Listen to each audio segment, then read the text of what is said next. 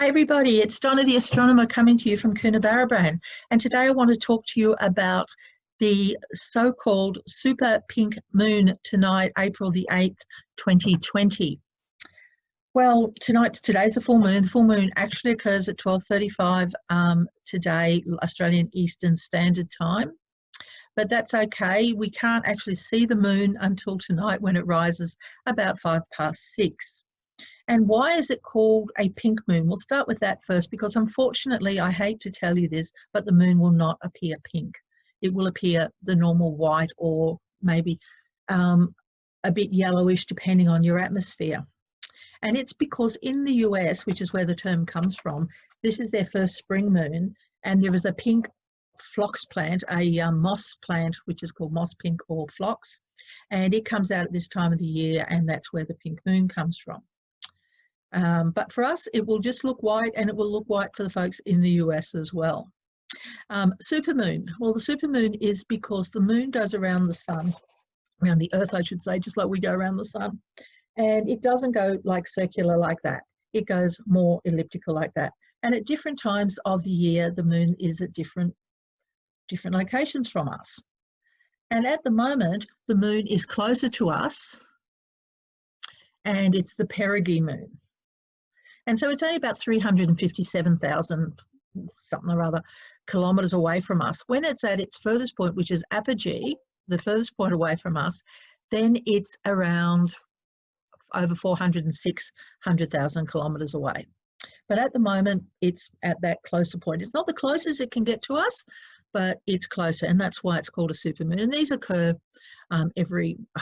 a couple of times a year. So there was one last month, there's this month, and the next month it's a little bit further away, and then coming back in October, November, it will be a bit closer again, because it's as it goes around during the year. So it makes sense. Every 6 months it's at a different point. So here it's now, 6 months time it's now. So, and then you'll get your mini moons in between. So it's always worth going out and having a look at the full moon rising, because one, it's very spectacular, and two, there's an experiment you can do. When you look at the full moon rising, it looks like it's heaps bigger than it actually is. But if you take photos of it, like when it's rising, and then you take a photo when it's in the sky, it's actually the same point. But given we need to do some social distancing, so we don't need to worry about mixing with other people, we can do this ourselves. I have a piece of rolled up paper. So just get any piece of paper. This is about the transiting exoplanet survey satellite, so I probably don't want to lose it, but we'll use it for now, part of my PhD stuff. We'll wind it up into a little tube. Okay, see a little tube? Look down there like that. And what you do is you make the moon, you make it so that when you look at it, you can get the whole of the moon in it. Okay, put a little bit of sticky tape on it then, and then later on tonight, go out and have a look at the moon again when it's much higher in the sky. And lo and behold, you will find that it's exactly the same size. It's how we see it with our eyes. It's got a fancy title, which is, oh, I don't know, it doesn't really matter what it is, but it's got a fancy name anyway. But it's a parallel, it's just an effect of how we see things because of the atmosphere effect. In fact, Aristotle saw it back in the 4th century BC.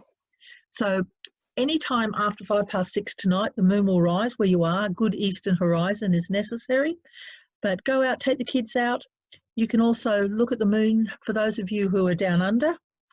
You'll see the rabbit's ears at the top, and you can then point out the seas of tranquility and serenity and the like. Plenty of maps online for that.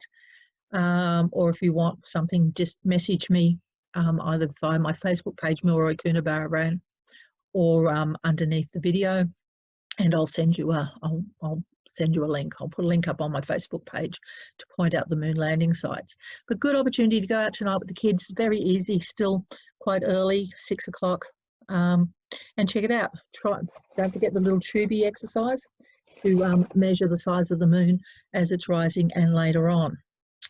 Otherwise, have a great day, and this is Donna the Astronomer signing off, and I'll be back to talk to you soon about more wonderful things, because later this month is the 50th anniversary of Apollo 13, made famous of course by the Tom Hanks movie. But we'll talk a bit more about that later in the month. By the way, when you are out tonight looking at the full moon rising in the east, have a look to the west, that really bright object you can see is Venus, often known as evening star, and that's the topic of my next solar system talk, which will be up on my YouTube channel later this week.